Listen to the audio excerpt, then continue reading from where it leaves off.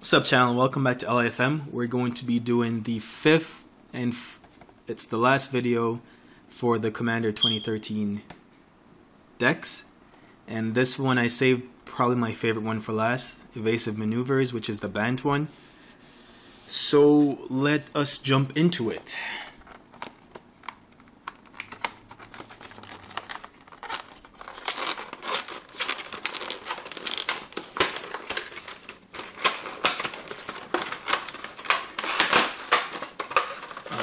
Actually took longer to open this one. I guess I'm a little bit too excited for this one.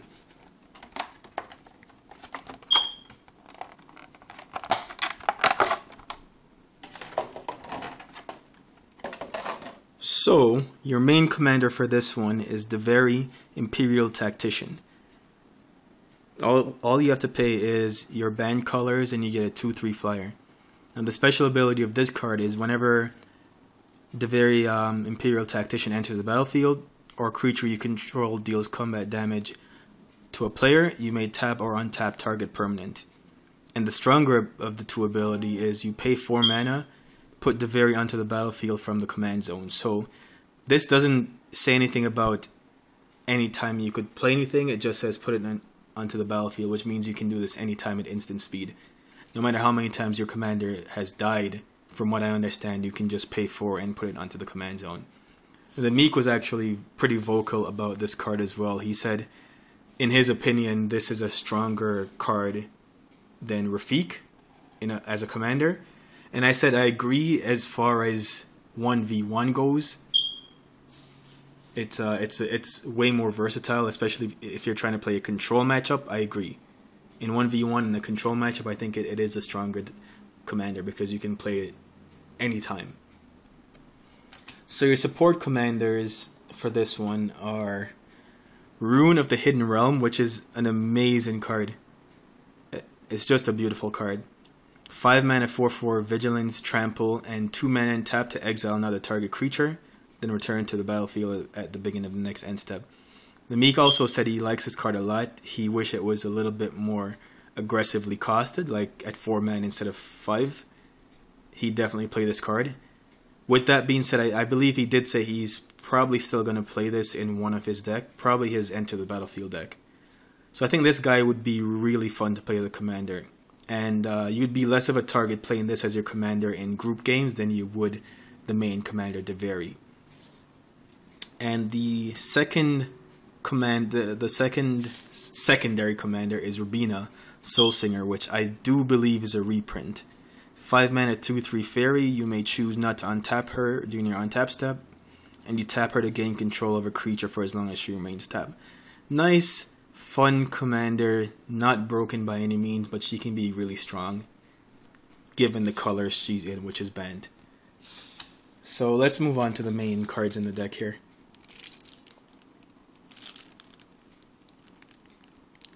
If I can find the seam.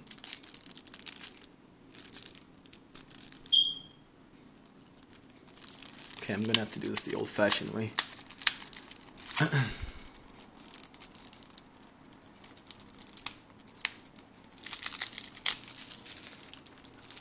Yeah, this last one is taking the longest for everything. So the reason I like this one is I like Bant in general, and I liked Roon and Derevi a lot. So, of course, you have your main commander, regular size, non-foiled. Kazunda Tuskcaller, Hada, Spy Patrol. Okay, so you level it up, can't be blocked, and the final level is Shroud and can't be blocked. Okay, not bad. Yes, this is definitely a Flicker type deck, Enter the Battlefield deck. So Mist Meadow Witch, Selesnya Guildmage, Pilgrim's Eye, Farharn Elf. If you notice, a lot of the creatures have Enter the Battlefield effects. Phantom Nantaku, Mirror Entity. Stonecloaker is such a good card, especially in my play group. Being able to target graveyards is a huge thing. Fiend Hunter. Flicker Wisp is also a pretty strong card. Thornwind Fairies. Winged Coatl. Angel of Finality. This isn't another one of the new cards. 4 for 3/4 flyer. When it enters the battlefield, exile all cards from target player's graveyard. Again, in a playgroup like mine, cards like this are just fantastic. Wonder, Dungeon Geist, another solid card. Luzun Scholar General. If I pronounce it wrong, I'm sure I'll hear. This is actually a card you can definitely use as a commander. But whenever he deals damage to an opponent, you may draw a card. And it doesn't say he's unblockable, but he pretty much is. Because creatures with horsemanship were only printed in that one set. Eerie Mystics. Another Diviner Spirit. Karmic Guide. This card is, this is the DCI art, I believe, on this reprint. Just a really solid card.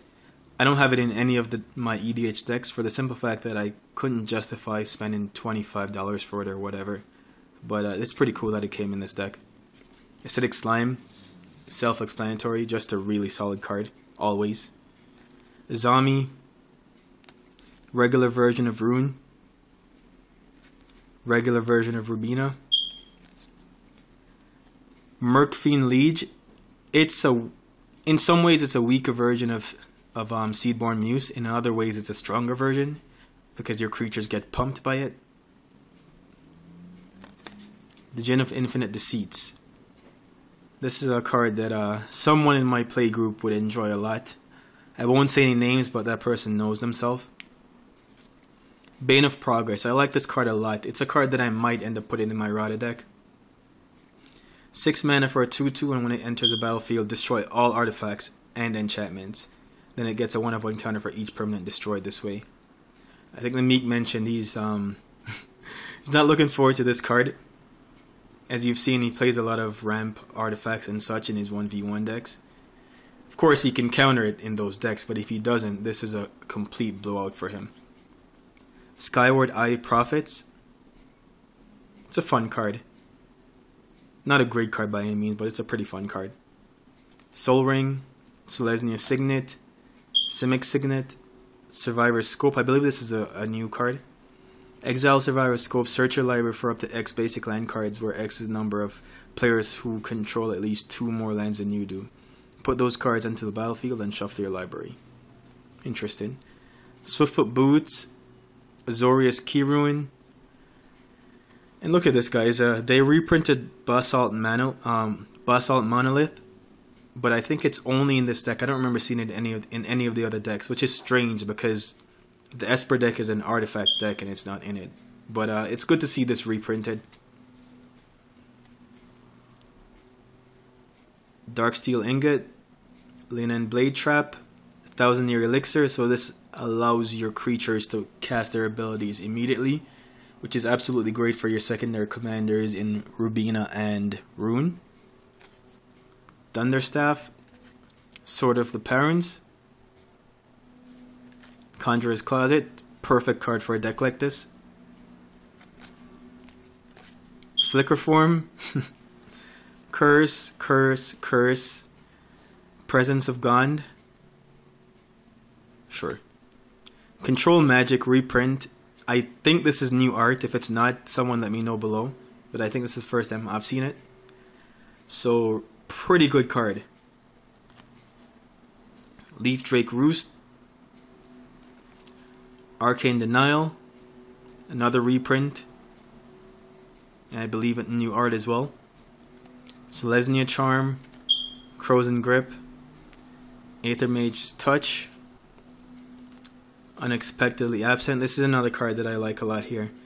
It's kind of like Oblation, except they get nothing from it and you choose where in the deck you put it.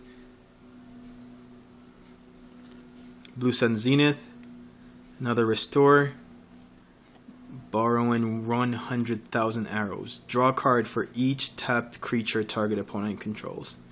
Yeah, this could be really, really solid against the right deck. Washout, one of my absolute favorite Magic cards ever made, and this is a new art. I love it. Tempt with Glory. Not my favorite of the tempting offer cards. Put a 1/1 counter on each creature you control. Yeah, not really my favorite. Kitar's Wrath is being reprinted for the first time since it was printed in Odyssey, I believe. So yeah, this deck seems pretty fun to me. This is probably my favorite, followed by the Esper one. As far as lands go, the usual Azorius, Chancery, Guildgate, Band Panorama, of course, Command Tower, Evolving Wilds, Fear Conclave, that's a nice addition.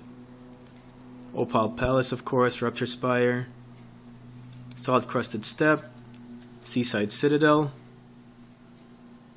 focus, there we go, Secluded Steppe, Guildgate, Bounce Land, Guildgate, Temple, Terramorphic, Land I Don't Like, and you have your basics. So I believe that wraps up all 5 decks. As you can see in the background. Thanks for watching. Let me know down below which one's your favorite, as I said in the previous video. And yeah, that's it.